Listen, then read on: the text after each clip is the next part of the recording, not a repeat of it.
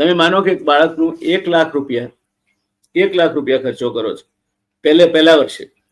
હું તમને એક સાદો ગણતરી સમજાવું. અને 7 વર્ષે અત્યારે પૈસા બમણા થાય છે. એ 1 લાખ રૂપિયા એફડી તમારા દીકરા નામે કે દીકરીના નામે કરી દો. એ 8 વર્ષનું થશે ત્યારે 2 લાખ રૂપિયા થશે.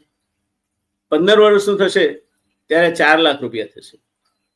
22 વર્ષનું થશે ત્યારે 8 લાખ રૂપિયા થશે. 29 વર્ષનું થશે ત્યારે 16 લાખ રૂપિયા થશે. 36 વર્ષનું થશે ત્યારે 32 લાખ રૂપિયા થશે.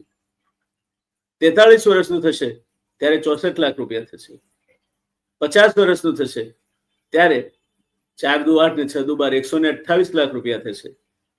અને 57 વર્ષનું થશે ત્યારે 2,56,00,000 લાખ રૂપિયા થશે. સાહેબ, કઈ નોકરીમાં તમને આટલું પીએફ કે ગ્રેજ્યુટી આપે છે મને કહો ને. ખાલી તમારે આજે 1 લાખ ભૂલી જવાના છે બર્થડે નહીં સેલિબ્રેટ કરીને. જય ગોપાળ. અને આવા દર વર્ષે મૂકો તો તમારા સંતાનો બધા કરોડપતિ થશે. કરવું છે?